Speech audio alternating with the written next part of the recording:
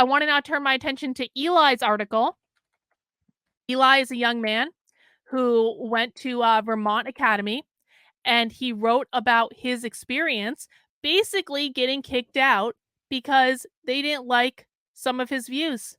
And I've been meaning to cover this story for a while. It is a little bit longer, but we're going to read it and we're going to learn about Eli's experience. And I apologize to Eli for not covering it sooner. It just kept getting pushed back, pushed back, pushed back, pushed back, pushed back. And so now we're doing it today. So let's see what happened at Vermont Academy. He titled it, "They Searched My Computer Over False Allegations. My Experience with Vermont Academy's Woke Partisan Abuse. False accusations, invasion of my personal property, defense of pedophiles, penalizing contrary opinions, and dismissal without due process. All practices of this elite New England prep school." And let this be a lesson, guys. Let it be a lesson that private schools are not safe. If your kids go to private schools, I'm sure they're wonderful, but sometimes private schools are even more woke than the public schools. It was Monday morning. I was talking to my counselor about break plans. She received a message, then told me I abruptly had to go to the dean's office. When I arrived, the dean ordered me to get out my phone and laptop. He asked me outrageous and intimidating questions about what was on them. Then he made me write down my passwords to my computer, phone, and social media accounts. In a separate room, the IT department searched my computer's files, search history, and social media accounts without a warrant or consent from my parents. All they found were memes and ideas the school found unacceptable. Oh, hey, Kevin from the internet. It's good to see you, my friend. Within a few days, they kicked me out. Since it was a boarding school, they flew me nearly 3,000 miles home. What could have prompted this reaction? Surely I must have been a terribly misbehaved student. This is far from the case. My background. Where do I begin? My name is Eli. I'm from the Bay Area. I came from a dysfunctional LGBT family and have multiple mental health diagnoses. At the time, my family was in a chaotic state. We all decided I would be better off if I tried boarding school. The head of admissions for Vermont Academy was touring my area. We met at a Middle Eastern cafe. After a roughly 30 to 40-minute interview, he told me I was accepted at the school. They told me that I would be a welcome fit, a wildcat, their mascot, and I would be told if there were any issues, and I would be told if there was any issues. It all aged like spoiled milk. My 5 months at Vermont Academy. I started going to Vermont Academy in September of 2017. I excelled at my classes. My GPA was 3.8. I won a Scholar of the Month award for October. I was also in a sports team. Although I was not the best at the sport, the team liked me, even sent me a nice card after I left. At the time, my family thought I was in some kind of utopia. In October, someone sprayed a swastika on one of the dorms. To inform the students of this, the school president presented a large swastika in a community meeting. I was bewildered that my school would do this. I pulled out my phone and took a quick photo. Someone above me interpreted this the wrong way. A few hours later, the dean abruptly pulled me from my advisory meeting. He told me, "I need to see your phone." I asked why, and he refused to answer. He told me there is no privacy at the school, and they can look through all our chats and files. I thought he was bluffing at first. He finally told me that I was accused of taking inappropriate pictures. I showed him the photo from my phone's gallery and was cleared of any infraction for the time. I was unnerved that the staff would boast about their intrusive policies. And you can see there is the offending symbol. Timeline. Fast forward to January of 2018. The same pattern continued. I did well in classes, not so well in sports, and had a few friends. At this time, I was no longer trying Vermont Academy, but planning on graduating in a few years. Like many of us who went to high school, I was in conflict with another student. He and I would annoy each other in person. Reading cultural and political issues, I took it to Instagram, which was a blunder since social media is significantly riskier. One weekend, my 15-year-old self foolishly sent him an edgy joke. The joke was along the lines of, "Abortion is a difficult topic for me. I support killing, but I'm against giving women a choice." That was a bad joke, but he's 15 years old. Bad joke, though, Eli.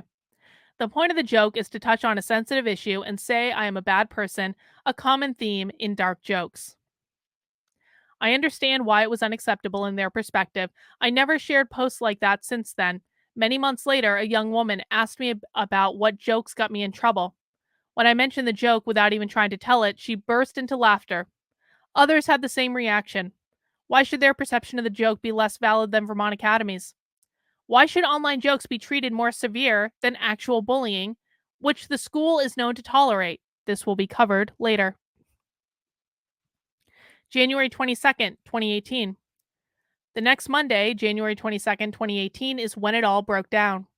I woke up and planned to meet with my school nurse to discuss break plans. In the meeting, she interjected and told me I had to leave for a standards meeting with the dean and advisor. She mentioned it was about acceptable use policy. Her tone was grim, as if she knew my fate.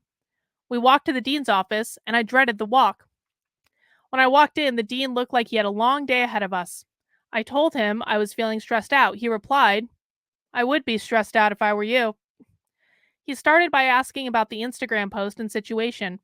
I naively thought he was going to hear me out and give me a platform to explain my side. When I tried explaining from my side, he told me I was lying. He claimed he had screenshots that I did wrong without showing me or even describing them. When I asked him why he had to talk in such an intimidating way, he told me it's because it's his job and he would get fired for talking calmly. His gist was that his methods are there to keep the students and the community safe. My advisor admitted to me he didn't agree with his methods because they were too harsh. This means that intimidating and threatening students is part of the dean's job description. It was a safe space reliant on intimidation against students who don't fit the standard. He told me to hand him my computer and phone, write down my passwords for both my devices and social media accounts. When he previously told me that he had the ability to search students' devices, he was not bluffing. Before the search occurred, the dean made me answer several bizarre questions. His first question was, "Is there porn on this computer?" There was none. I answered no. His second question was absurd. "Is there abortion footage on your computer?" I answered no again. His last question was the most memorable and frightening. "Is there extremist content?" he then asked. "What?" I replied. He clarified, like KKK propaganda? I answered no and said there would be consequences for that false accusation. They took this as backtalk. I was shocked that this would ever happen so abruptly. It is unusual to be a welcome student for months and then to be accused of extremism with absolutely no evidence. The administration could have informed me of the allegations, or they could have dismissed them because they had no credibility. Instead, they treated me like a terrorist under their authority. With a threatening look on his face, he told me I better not be lying. He assured there would be consequences for doing so. I was not lying, while the other student was. As far as I heard, he received no consequences. The dean told me to stay in my room while he brought my computer to the IT department upstairs. They searched my computer's documents, photos, search history, and social media accounts while I was held in the dean's office. The investigation happened in a separate room, so I couldn't know exactly what the IT members were looking through. This is a clear violation of privacy rights for both students and parents. The invasive speech practice by itself is something people should have a right to know about. The dean could see that this made me feel uneasy and anxious.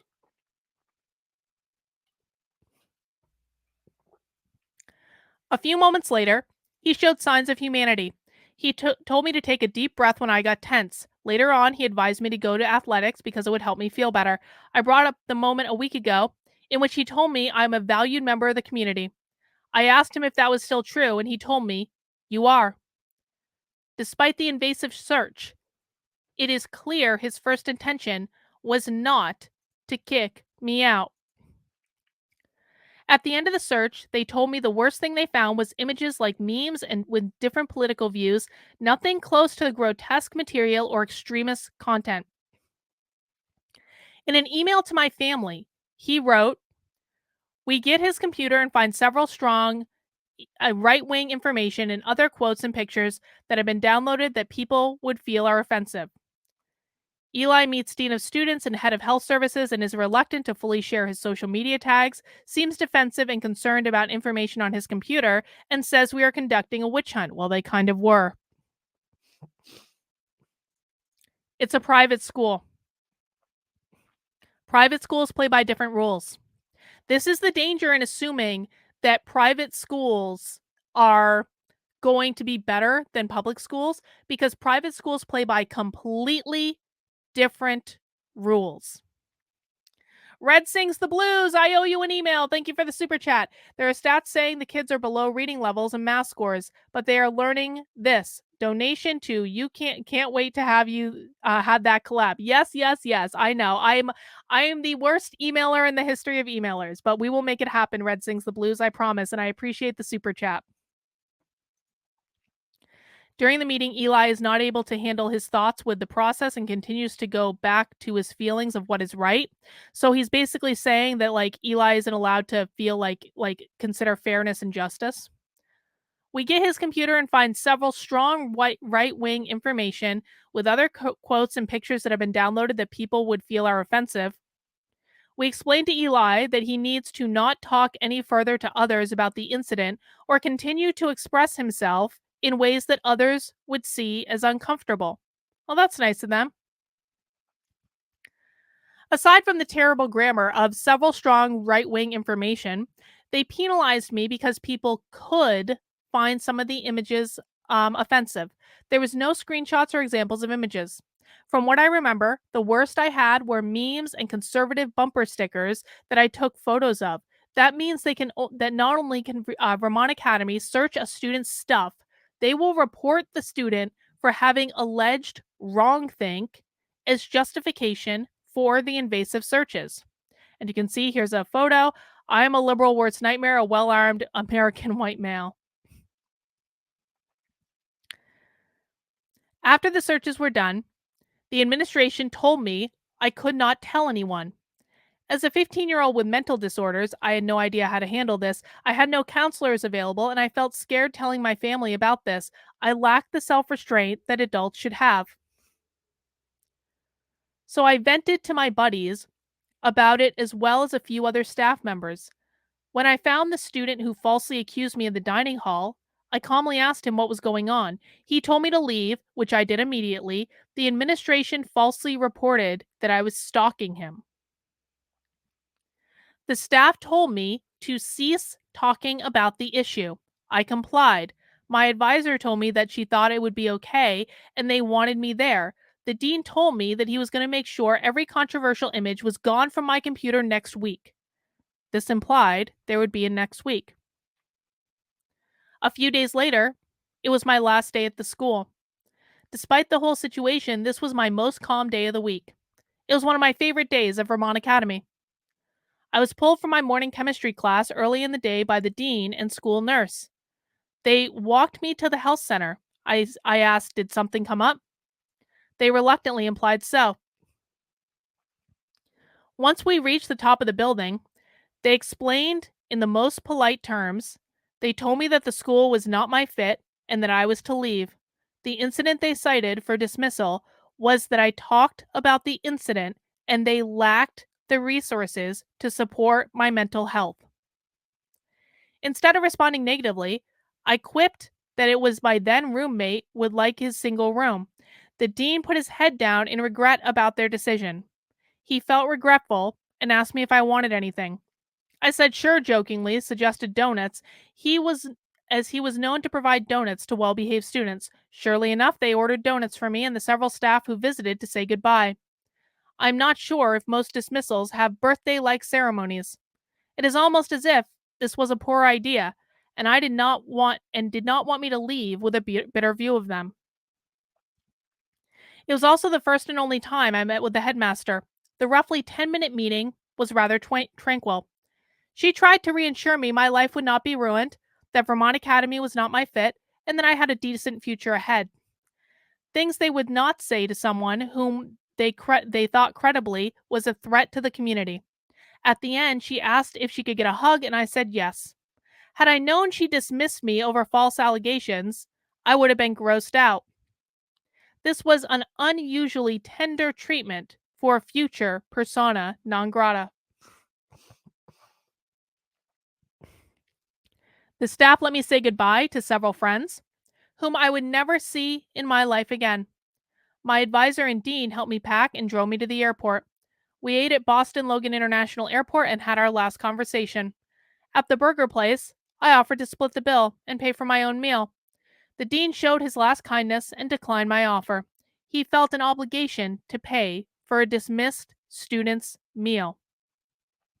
At the airport, a member of my family arrived. They made her fly all the way from California to pick me up within a few hours' notice. This is inconvenient and inhumane. At this moment, I knew I had a longer road ahead of me. This is crazy.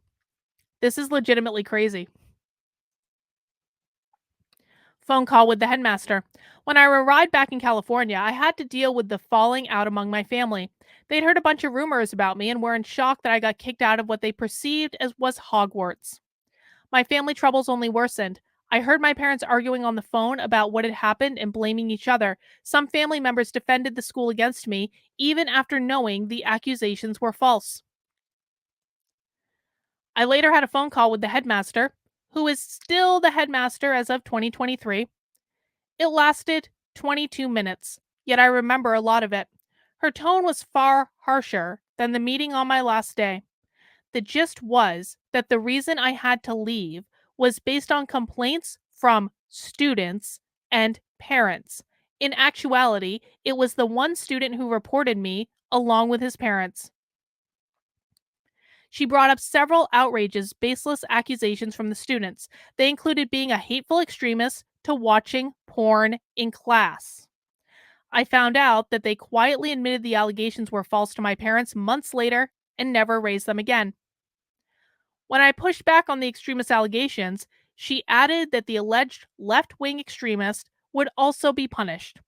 Her point was that the school is not only liberal grounds. However, punishing students for having alleged views is wrong, regardless of the evidence clearly shows that the school had a political bias. In this case, they knew nothing about my politics, they simply assumed.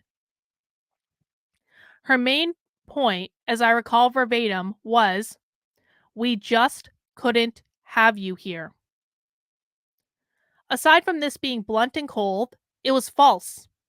In the week prior to the incident, the dean told me I was a proud member of their community. During the incident, he told me he would help me clear my computer of memes and contrary politics, implying I would still be there. After the incident, both students and staff reached out to me. Either way, I shouldn't take the phrase personally, since every other well-liked staff also left shortly after.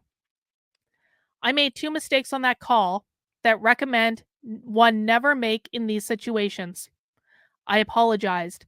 Never, ever, ever apologize. Never apologize when you do something wrong. The woke always want to make you feel guilty when you don't do anything wrong. Never, ever, ever apologize if you haven't done anything that you need to apologize for. Even if you feel guilty, even if you're like, should I really have done that thing? Never apologize, because remember, it's not about the apology, it's only about power.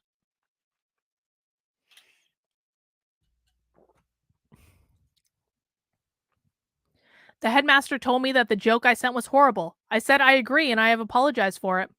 Hearing this, she doubled down and said something along the lines of, "I'm sure you were sorry," or "You better be." She phrased it like I had committed a heinous crime. My confession of guilt let her feel confident she made the right choice. Instead, I should have refused to apologize. I would have pointed out that there were active students who participated in much more harmful activities, such as physical fighting, fat shaming, actual misogyny, and other forms of bullying. She should only apologize to people you care about, you should only apologize to people you care about, or in times you are truly wrong. Never apologize to mobs or institutions. Number 2, I failed to record the call. Okay, so fun fact, I met Eli because he saw someone reading my book on a plane, and he had read it previously, and they bonded over the fact that they had both read my book. So I have to say, bravo, Eli, because you definitely learned from my book. I failed to record the call. On the call, the headmaster said many incriminating things. She repeatedly cited false allegations such as porn and extremism. This is because she was taking claims from other students like they were true. However, none of this is as outrageous to the climate as when she used the N word. I am not making any of this up. When reading the list of rumors, she said that I upset students by talking about the N word. The context was in that class, a set of students talked about the country Niger. I'm talking about the country. I'm not using the word. And why it was important to pronounce it correctly. Of course, lying bullies leave out the important context. The headmaster spoke down to me along the lines of, you were talking about the word, uses the actual slur, and you made students uncomfortable. We do not tolerate this. I could not believe this happened. I never said, nor was ever accused of saying the word. It was the headmaster who said it. That's the irony. Aside from the fact that none of the students involved nor the headmaster were black, just imagine the principal of a school using a slur to tell a student they cannot talk about the slur. This would feel like a South Park skit. Had I recorded and shared this, people would be outraged. No headmaster should be able to get away with words that don't belong to them or that students would be punished for. He's not wrong about that. A few months after the call, she wrote me a letter. It had to be edited because the first draft included some false and disproven allegations. The letter was full of lip service and synthetic hope for me. It also included what the administration claimed got me kicked out. Instead of apologizing for believing false allegations, she doubled down on them. She blatantly took sides in the letter by accusing me of making other students uncomfortable.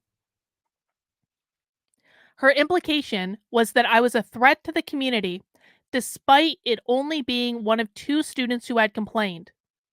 This is what happens when institutions define who their community is. It means whoever is closest in influence to the administration or has the most money. Honest people should not let institutions define who the community should be.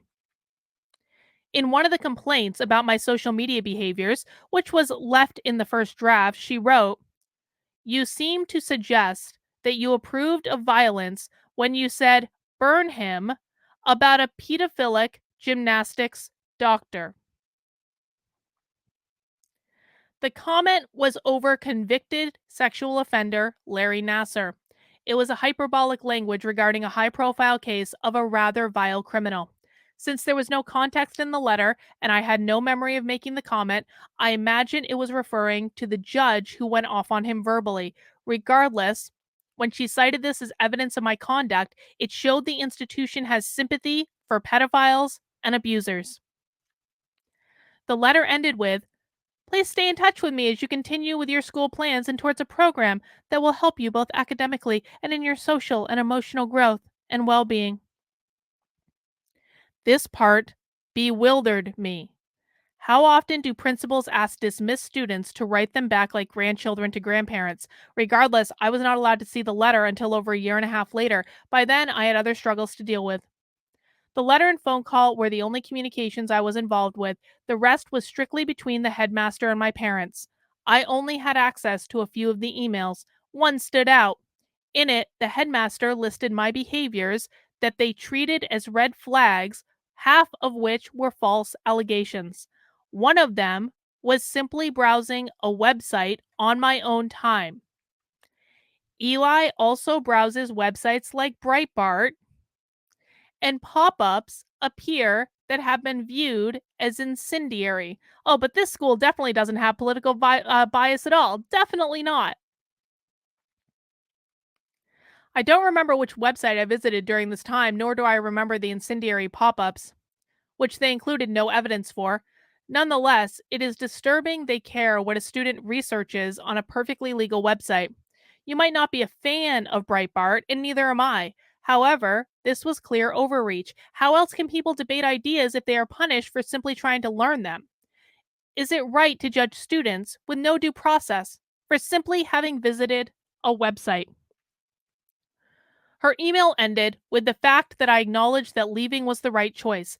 This is one of the rare things I agreed with the administration on. I was fine with leaving the freezing cold and elitist, preppy environment. I only went because my family wanted me to go. My problem was how they treated me in spite of their usually warm behavior on the 25th. The administration could have let my parents know at least 48 hours in advance instead of telling them to fly over ASAP, dismissed the clearly false allegations, and refunded the tuition. Instead, they made my life unnecessarily difficult for a 15-year-old who was already struggling with mental health and family issues.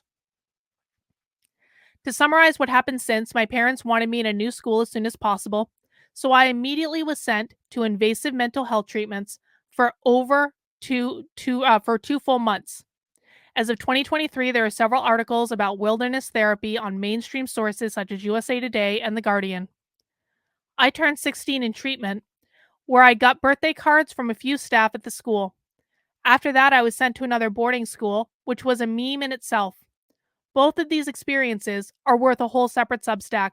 During my time in the troubled teen industry, I didn't have much access to technology and the outside world. This diminished my opportunities to advocate for myself. On his birthday cards. When Vermont Academy finally mailed my stuff back, it was months too late. Some organic produce arrived months after they were ripe.